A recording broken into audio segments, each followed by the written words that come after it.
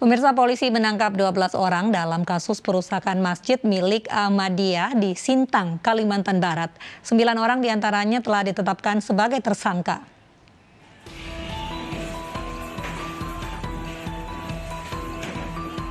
Polisi telah menangkap 12 orang dalam kasus perusakan Masjid Miftahul Huda milik Jemaah Ahmadiyah di Desa Balai Harapan, Kecamatan Tempunak, Kabupaten Sintang, Kalimantan Barat 3 September lalu.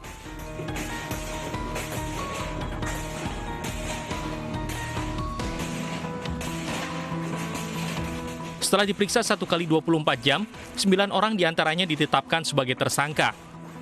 Namun tidak menutup kemungkinan jumlah tersangka akan ada penambahan karena tim masih menyelidiki kasus ini. Itu sudah mengamankan awalnya 10 orang, kemudian malam harinya menjadi 12 orang. Kemudian karena kita punya waktu 1 kali 4 jam untuk menentukan status orang yang kita amankan, maka baru tadi di tanggal 6 dari 12 orang itu kami tetapkan 9 orang sebagai tersangka. Mereka kita jerat dengan pasal 170 secara bersama-sama melakukan pengerusakan. Kita tetap berkomunikasi dengan baik terhadap para pelaku ini dan mereka mengapresiasi apa yang sudah dilakukan oleh aparat kepolisian. Polda Kalimantan Barat meminta kepada seluruh masyarakat agar dapat menyerahkan kasus ini kepada pihak kepolisian dan tidak main hakim sendiri sembari proses penyelidikan berlanjut. Ratusan warga yang tergabung dalam aliansi umat Islam merusak Masjid Miftahul Huda milik Jemaah Ahmadiyah serta membakar bangunan kayu di sebelahnya di Desa Balai Harapan, Kecamatan Tempunak, Kabupaten Sintang, Kalimantan Barat 3 September lalu.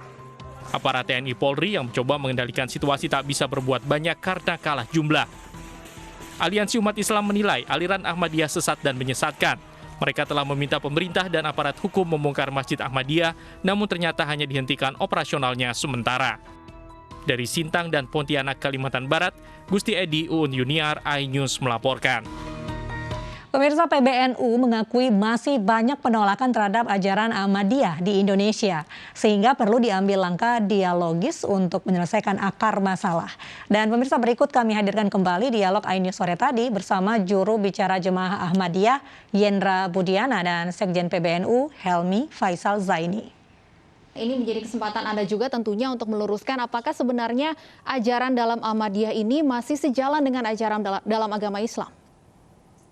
Ya, pertama kamu tentu menyatakan bahwa definisi Islam yang dibawa oleh Nabi Muhammad SAW bahwa yang pertama syahadatnya adalah bagi kami adalah asyhadu an la ilaha illallah wa asyhadu anna Muhammadar Rasulullah.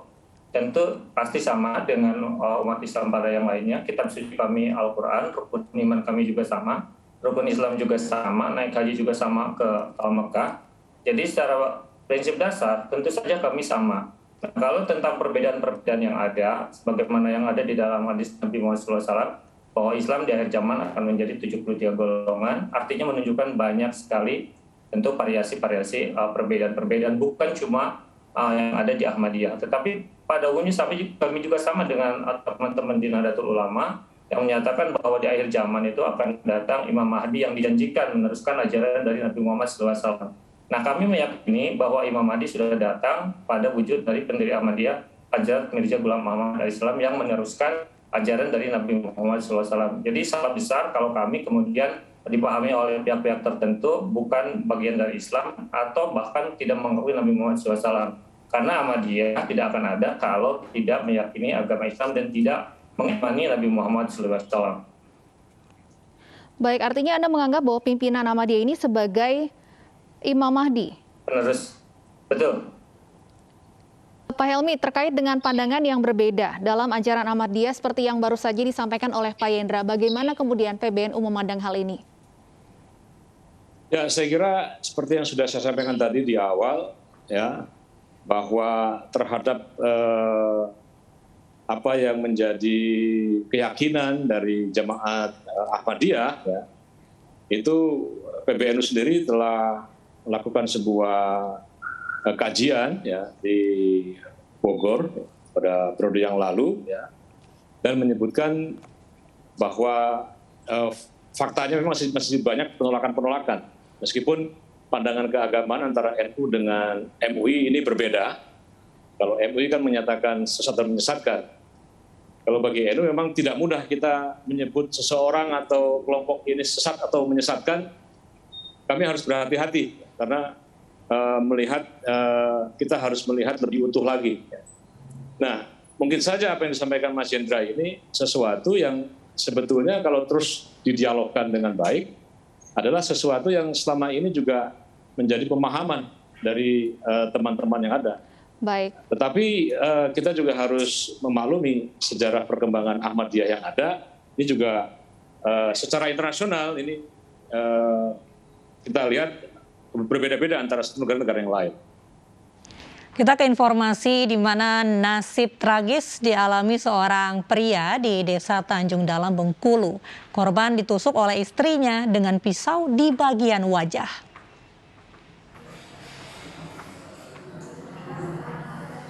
Pria berusia 41 tahun ini harus menjalani perawatan di rumah sakit setelah kritis akibat penusukan yang ia alami. Korban ditusuk oleh istrinya sendiri di bagian wajah hingga tembus ke bagian rahang. Selain luka di bagian mulut dan rahang, korban juga menderita luka pada bagian leher. Segera dilakukan tindakan emergensi oleh dokter spesialis bedah kami, Dr. Spaka Dinting. Alhamdulillah operasinya berhasil, pisaunya sudah dikeluarkan. Sekarang kondisi pasien sadar, sedang dirawat di Serumi. Diduga peristiwa penusukan ini berawal dari cekcok masalah rumah tangga. Kalau ini tadi istrinya sendiri sih udah mengakui ada ribut kecil dengan suaminya. Oh gitu. Jadi sang istri itu belum tahu entah itu memang sengaja atau seperti apa, kita belum tahu. Meski telah diamankan, pelaku yang masih berusia 18 tahun hingga saat ini belum dapat dimintai keterangan. Dari Bengkulu Utara, Ismail Yugo, iNews melaporkan. Seorang guru sekolah dasar di Kabupaten Rokan Hulu, Riau membunuh suaminya. Pelaku kesal karena sering dipukul dan dituduh selingkuh.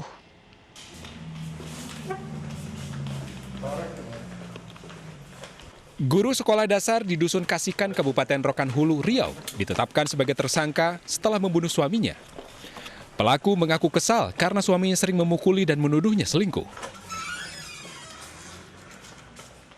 Pembunuhan terjadi Jumat lalu saat keduanya bertengkar. Pelaku yang kesal mengambil parang dan membunuh korban. Dari hasil penyelidikan polisi, pelaku spontan melakukan pembunuhan karena melihat parang ada di kamar. Ibu ini sering mendapat perlakuan kasar dari suaminya. Karena suami terlalu cemburu terhadap istrinya. Jadi korban ini memang sebelumnya 2 hari, si korban ini telah menyiapkan parang itu di kamar. Nanti akan dijadikan untuk membunuh si istrinya ini. Pelaku kini mendekam di sel tahanan Polsek Tandun dan terancam hukuman 10 tahun penjara. Dari Rokan Hulu, Riau, Muhammad Yusuf, iNews melaporkan. Bocah korban penganiayaan orang tua akibat pesugihan menjalani operasi mata. Sementara itu polisi menetapkan paman dan kakek korban sebagai tersangka.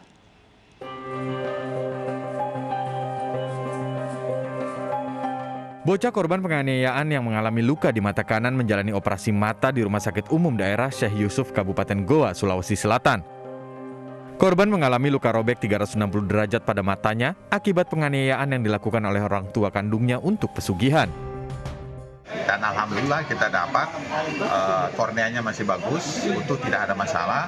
Yang bermasalah itu hanya bagian putih mata, ya. Kalau kita lihat ini namanya konjungtiva dan sklera, itu 360 derajat robek. Insya Allah kita berharap bisa sembuh kembali dan anak ini bisa normal penglihatannya seperti sedia kala. Sementara itu, paman dan kakek bocah berusia 6 tahun yang sebelumnya menjalani penahanan di Unit Perlindungan Perempuan dan Anak, kini ditetapkan sebagai tersangka oleh Satuan Reserse Kriminal Polres Goa, Sulawesi Selatan. 4 terduga pelaku telah diamankan. 2 diantaranya telah ditetapkan sebagai tersangka dan telah dilakukan penahanan, yaitu paman korban dan kakek korban. Sementara ibu dan ayah korban masih menjalani pemeriksaan kejiwaan sebelum ditetapkan sebagai tersangka. Dari Kabupaten Goa, Sulawesi Selatan, Bukma, iNews melaporkan. Polisi menetapkan oknum pengajar pondok pesantren jadi tersangka penganiayaan belasan santri. iNews Malam segera kembali dengan informasi selengkapnya untuk Anda.